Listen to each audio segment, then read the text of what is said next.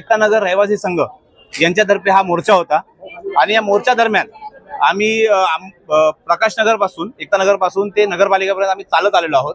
आणि या मोर्चा संदर्भात आम्हाला जी काही बॉडी होती प्रशासनाची त्यांनी आता इथे येऊन भेट दिली। त्याच्यानंतर आमची वरती मीटिंग झाली आणि त्या मीटिंग मध्ये आम्हाला त्यांनी पत्र दिलेलं आहे आणि हे पत्र मी तुम्हाला वाचून दाखवतो की याच्यामध्ये त्यांनी काय मेन्शन केलेलं आहे।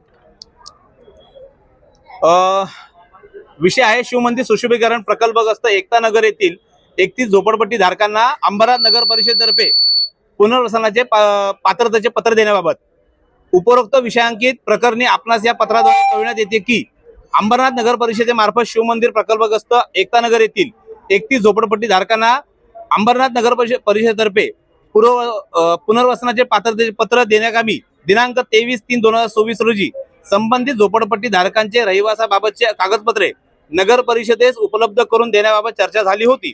त्या अनुषंगाने आपल्या मार्फत दिनांक 25/3/2026 रोजी पत्रान्वये एकूण 23 झोपडपट्टी धारकांचे कागदपत्रे नगर परिषदेकडे सादर करण्यात आले असून 8 झोपडपट्टी धारकांचे कागदपत्रे अप्राप्त आहेत, म्हणजे ते मिळालेले नाहीयेत। सद्यस्थिती या प्रकरणी कारवाई सुरू असून नगर परिषद एप्रिल महिन्यात होणाऱ्या सर्वसाधारण सभेत सदरचा विषय मंजुरीसाठी सादर करण्यात येणार आहे। तरी आपण अवलंबलेल्या मोर्चाचे मागे घेण्यात येऊन नगर परिषद सहकार्य करावे ही विनंती।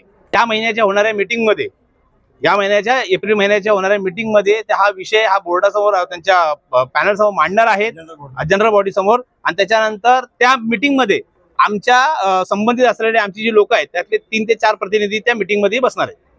पालिकेच्या याच्यावरती खरंच आम्ही समाधानी नाहीयेत, पण पालिकेला वेटीस धरून कायम काही मिळणार नाहीये। आमचा संघर्ष हा कायम राहणार आहे। जोपर्यंत आमच्या घराचे पत्रे चढत नाहीत तोपर्यंत आमचा संघर्ष चालूच राहील। आज आम्ही वेळ घेतोय, त्यांना आम्ही वेळ देतोय, त्यांनी आम्हाला आश्वासन दिलंय आणि आम्ही त्याच्यावर विश्वास ठेवतोय काही काळासाठी। नगरपालिकेच्या मीटिंग मध्ये जर का हा विषय झाला तर आम्ही त्यांना स्वतःहून आमच्या सत्यनारायणाच्या पूजेला बोलवू आणि जर का विषय नाही झाला तर आम्ही सत्यनारायणाची पूजा इथंच मांडू।